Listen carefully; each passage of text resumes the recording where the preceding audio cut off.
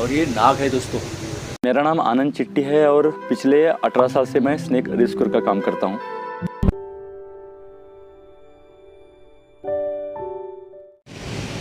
रात के 10:30 बजे दोस्तों, धूप चल रही है तो सांप कभी भी आ सकते हैं। इंडस्ट्रियल एरिया है, नेशनल हाईवे जो है पुणे बेंगलोर, वहाँ पर होनगा करके आता है। सर कौन ओनर है?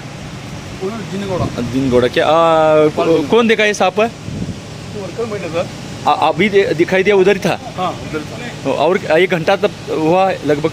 हाँ, 1 घंटे के ऊपर हो गया। हाँ, 1 घंटे के ऊपर हुआ। आपने फ़ोन करके मुझे लगभग 45 मिनट होने का है।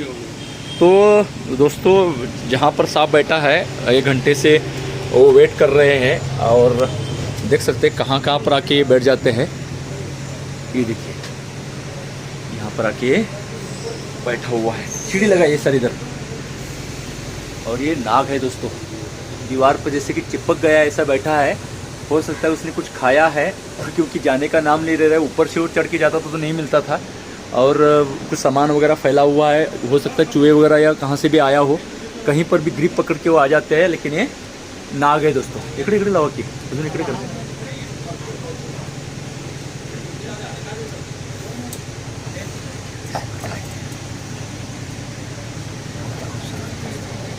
बस गया, बस गया।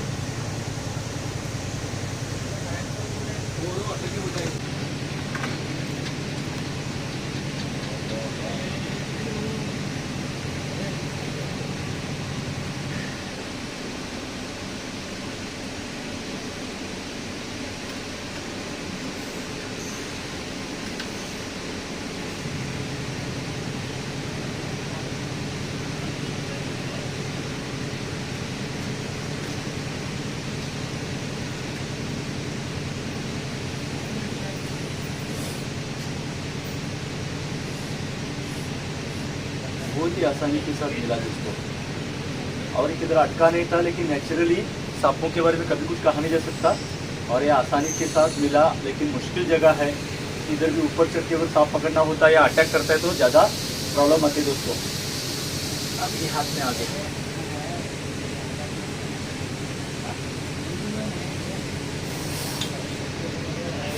ऊपर जाने की कोशिश कर रहा है।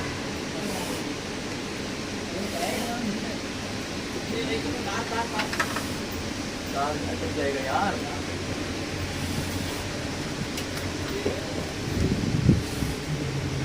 लगभग दोस्तों 4 साल का ये सांप रहेगा आसानी के साथ। देखिए, जिन्होंने मुझे फ़ोन किया था वो भी समझ रहे थे कि अटका हुआ है। सांपों के बारे में कभी कुछ कहा नहीं जा सकता और हम भी अनुमान नहीं लगा सकते। इसने कुछ खाया है तो बीच वाला हिस्सा कभी कभी अटक जाता है, लेकिन ये बिल्कुल अटका हुआ नहीं था। 1 सेकंड में किधर भी जा सकता था। लेकिन खासकर रात का वगैरह समय है, लोग देख रहे हैं, तो सांप ऐसे ही बैठा रहता है। कुछ सवालों का जवाब नहीं होता, ऐसा ही है। तो वैसे तो उसके ऊपर कितना प्रेशर पड़ता है उसके ऊपर भी डिपेंड है। कभी कभी ज़्यादा भीड़ जमती है तो सांप ज़्यादा डर के वहाँ से रुकने वाला भी जाता है। लेकिन कभी कभी जाने वाला सांप लोगों की भीड़ देख के वैसे ही बैठा रहता है, और जैसे कि वो अनुमान लगा रहा हो या भाप ले रहा हो हमें, और वो जाने का नाम नहीं लेता। कुछ ऐसा ही सिचुएशन बना था। हो सकता है ये दिन के वक्त ऐसा नहीं होता था, वहाँ से वो निकल भी जाता था। और रात का समय है, इसलिए कभी कभी सांप बहुत देर तक एक जगह पर बैठे रहते हैं। ऐसा ही बैठा रहा, ना वो कुछ खाया है ना खाने की कगार में वगैरह था। तो नाक का एक ये जो है वो काफ़ी प्राणियों को निकल जाता है, सबसे ज़्यादा शिकार वो बनाता है। इसीलिए वो रुका रहा। इन लोगों का शुक्रिया, वो देखते रहे। जगह भी ऐसी थी। और कभी कभी सांप अपने ऊपर आता है या अटैक करता है तो छत पर, पेड़ पर या कुएं में वगैरह सांप पकड़ना ज़्यादा ही खतरनाक होता है, क्योंकि हमें बैलेंस करने के लिए, वो बचाव करने के लिए जगह नहीं होता, और खासकर विषैला सांप हो तो। लेकिन ये सांप आसानी के साथ मेरे हाथ में आया और ये देखते रहे, ये भी इम्पोर्टेंट है। लेकिन सांपों के बारे में जितना आप सीखने को कोशिश करेंगे और अनुमान नहीं लगा सकते, यही तो एक्सपर्ट होता है। और इसीलिए कुछ खाया नहीं था, फिर भी वहाँ पर ही बैठा रहा। सबको लग रहा था कि ये अटका हुआ है। यानी सांपों के स्वभाव पर काफ़ी कुछ डिपेंड करता है, और इसीलिए तो भी ये फन भी निकाल रहा है, मेरे ऊपर अटैक कर रहा है। उसको कुछ पता नहीं रहता है, तो हमें किसी से उसको कुछ मतलब नहीं है। खाने पीने को, रहने को कहाँ मिलता है, वो सांप वहाँ पर आ जाते हैं। तो खासकर भाई वर्कर्स है यहाँ पर किसान और वर्कर्स की हमेशा बात करता रहता हूँ, क्योंकि उनकी काम की जगह पर सांप रहने की संभावना ज़्यादा होती है।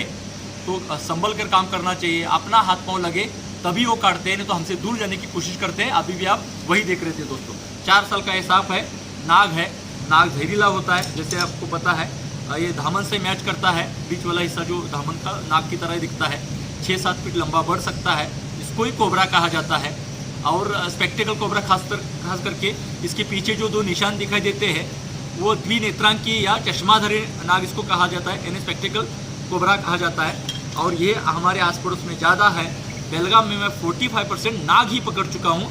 लगभग यहाँ पर 35 वैरायटीज़ दिखाई देती है, और इसके बावजूद किसी को कुछ होता है ये बात अलग है, लेकिन संभल कर रहे, हाथ पाँव ना लगे। हमारे आस पड़ोस में सांप जिंदगी निकाल रहे हैं, इस बात को ध्यान रखना जरूरी है। कभी कभी टॉर्च आपकी ज़िंदगी बचाते हैं, क्योंकि आप सांप को नहीं देखेंगे तभी हादसे होते हैं। तो संभल कर काम करना ज़रूरी होता है। ये सांप काटने के बाद या करेत सांप जो न्यूरोटॉक्सिक जहर होता है, उन्होंने काटने के बाद पट्टी बांधनी ज़रूरी है, और इसका इलाज अस्पताल में होता है। आप कहीं पर भी मत जाके अपनी जान मत गंवाइए। और सांप काटने के बाद पट्टी के साथ आपको डरना मना है। जो डर गया वो मर गया, क्योंकि सांप काटने के बाद मरने की जो संभावना है वो जहर से ज़्यादा डर से है, यानी डर सांप के जहर से भी ज़्यादा खतरनाक बन चुका है। इसलिए हम वीडियो बनाते हैं, और हम चाहते हैं कि आप वीडियो इसलिए देखिए कि सांपों की जानकारी हो, आप सांपों को बचाएं और सांप से भी आप बचे रहे, और सही वक्त में सही इलाज कर इंसान बचे, पर्यावरण का संतुलन बनाए रहे। फेसबुक पेज हमारा है सर्पमित्र आनंद चिट्टी, फॉलो कीजिएगा इस तरह की जानकारी के लिए। और यूट्यूब चैनल है सर्पमित्र आनंद चिट्टी, आपने सब्सक्राइब नहीं किया तो सब्सक्राइब कीजिएगा। इसी तरह जानकारी देने का, डर दूर करने का सफर जारी रहेगा। बने रहने के लिए, कीमती वक्त देने के लिए शुक्रिया। अभी इसको हम बंद करते हैं दोस्तों।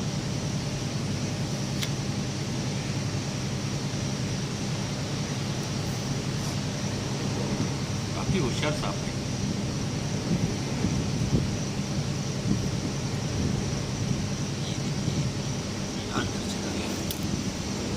चलिए, बने रहने के लिए शुक्रिया दोस्तों, धन्यवाद।